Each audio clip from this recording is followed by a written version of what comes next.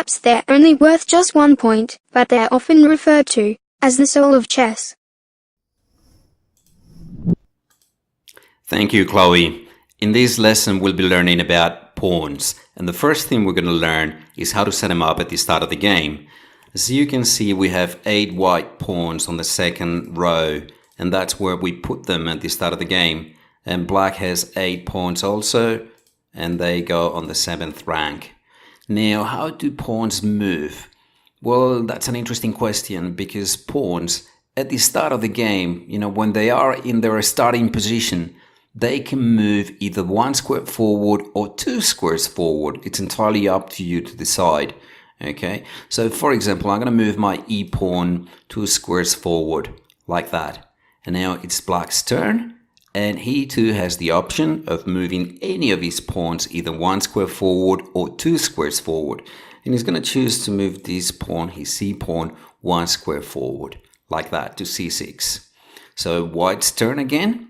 And now, since this pawn is no longer in its starting position, that means that pawn can only advance 1 square at a time, whereas all the other pawns can move forward either 1 or 2 squares.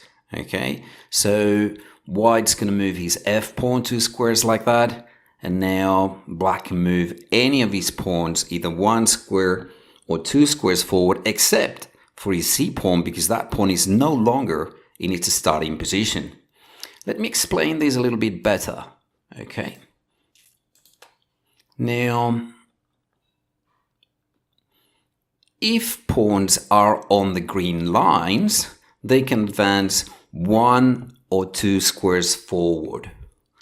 But if they're anywhere else, if they're on any of those yellow squares, they can only advance 1 square at a time. I hope this diagram makes things a little bit clearer. Now, pawn captures are a little bit more difficult than other captures because pawns do not capture like they move forward. However, they capture diagonally. Okay, so like this. And now look at that pawn over there on e5. If pawns capture the way other pieces do, the pawn on e4 could take on e5, but that's not the case. Okay, pawns capture diagonally. So that means only the pawn on d4 can take the one on e5. So pawns capture diagonally, 1 square away only. Okay, 1 square away. So it's white to move now, and he can move any of those pawns, either 1 square or 2 squares. The e pawn cannot move, it's blocked. Okay, and so is black's pawn on e5. And black can do the same, and that's how pawns capture diagonally. Okay, and the same for black. Okay, let's move on. And we're going to see some more examples of captures. Now, the pawn on c4, the white pawn on c4 can take the one on d5, but he decides not to, and he advances his d pawn instead. And now, again, black can take on c4. His d pawn can take the one on c4, but he decides to move this one here.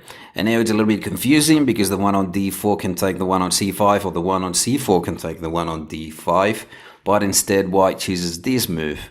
And now again, black has the option of taking on c4, or the c pawn can take on d4 or b4. Okay, I'm just going to set up a position with pawns right in front of each other like that. Okay, now the pawn on a4 can take the one on b5 if we choose to. Okay, or the b pawn can capture any of those 2 pawns because pawns capture diagonally. The c pawn can capture any of those pawns, the one on b5 or the one on d5. White's d pawn can take the one on c5 if he wants to. And if it were black's turn, the pawn on a5 could take the one on b4, or the one on b5 could take any of those 2 pawns. The one on c5 can take on b4 or on d4. The one on d5 can take the one on c4. Okay, I hope that's made things a little bit clearer. Now, something else about pawns. What happens when the pawn gets to the end of the board?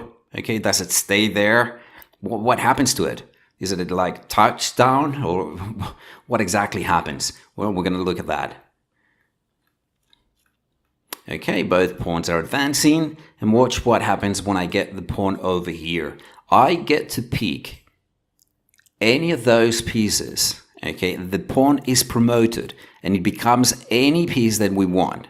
Normally we'll pick the queen because it's the most valuable piece, and that's what we're going to do here. We're going to pick the queen, so that pawn becomes a queen. And now when black's pawn gets to the other end, he can do it the same. Okay, he can choose which piece he wants. It's not going to make much of a difference because the white queen is on the same diagonal, and that means the white queen is going to take the black queen. Okay, so that's what happens when our pawns get to the other end of the board. They become any piece that we want. Okay, it must be of the same color, and we can only choose either a queen, a rook, a bishop, or a knight. We can't pick another pawn, and we can't pick the king. Okay, for obvious reasons. So let's move on and let's see some examples of positions where getting a piece other than a queen makes sense. But before we do that, I wanted to show you this position because maybe you're wondering how many queens can you have on the board? What's the most queens you can have on the board of the same color? And the answer to that is 9 queens. Okay, because we've got a queen at the start of the game, and then each one of our pawns could, in theory, become a queen. I mean, I've never seen it happen. I mean, you know, normally I've seen games where you get 2 queens for each side, but anything other than that, it's very unusual because normally someone gets checkmated before that happens. But here, white's got 9 queens, which is, as I said, incredibly unusual, and I don't think it'll ever happen in a serious game. No way. Okay, so under promotion, why would we get a piece other than a queen? Well, take a look at this position. If we get a queen, okay, when the pawn is promoted, this king has nowhere to go because all those squares are attacked by white pieces. So that means that king has nowhere to go. But this is not checkmate because the king is not in check. So if the king is not in check, how could it be checkmate? No, this position is a stalemate, so that means the game ends in a draw. I'll be explaining stalemate later on. Okay, so that's what happens if we get a queen here. So instead of getting a queen, what we're going to do is we're going to get a rook. And since the rook doesn't move diagonally, that means this king can still move to a6. But when it does, the white rook comes to a8, and this position really is checkmate. Okay, because the king has nowhere to go, the king is under attack, and he can't go to any of those squares because the white king is controlling them. Okay, so as you can see in the starting position, it makes sense to get a rook rather than a queen. We're going to see another example. Now, in this position, black threatens to take our bishop. So if we get a queen, okay, he's just going to take our bishop, and then both sides have a queen, and it's going to be a draw. Okay, so instead of that, white does something very unusual. Okay, he gets a knight. Okay, the pawn, when he gets to the other end, becomes a knight and attacks the king because that's a check, and the queen is also under attack. That's the interesting thing about knights. They can attack several targets simultaneously. Okay, so that means the king's got to move, and then we take the queen. And white is winning now because a bishop and a knight with the king, they can deliver checkmate. It takes a while, but once you learn it, it's not that difficult. Okay, let's move on. There's something else I wanted to tell you about, and it's the en passant rule. Okay, the en passant rule is very interesting because we've said that pawns cannot take pawns sideways, cannot take other pieces sideways. They only capture diagonally. So how is it possible the white pawn can now take the c pawn like this? Okay, and this is the en passant rule. The en passant means in passing, is a French word. And as you can see, when black's pawn moves to c5, it does cross a square, which in theory is attacked by the white pawn. And that's why we can capture it. Okay, so after c5, we can take it. This only works with pawns. You can't take any other piece en passant, only pawns, all right? I mean, don't go about taking queens and rooks and other pieces. I mean, you can only take pawns en passant and only when the enemy pawns have advanced 2 squares, okay? So, for example, here we take, black takes back, and now we're going to move that pawn forward 2 squares, okay? But as you can see, the g3 square, when the pawn goes to g4 in one go, the black pawn can, in theory, take it.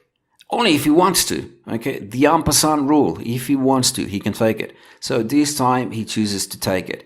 And also, don't forget that the en passant rule can only be applied right after your opponent has made his pawn move, okay? Here, black can take the b pawn en passant. But if we make another move, like, say, d6, and then white goes f4, it's too late to take en passant. We can't take en passant anymore. It's too late. Our opportunity is gone, okay? So you can only do it right after your opponent has made that move, okay? And pawns are the soul of chess, and a pawn is worth approximately 1 point. But it depends, because sometimes, when the pawn is about to become a queen, how much is that pawn worth? A lot more, isn't it? So, as you can see, piece value is always relative. It depends on the position. Okay, that just about concludes our lesson today, and that's going to be the end of the lesson. And I'm going to leave you now with a quick lesson recap.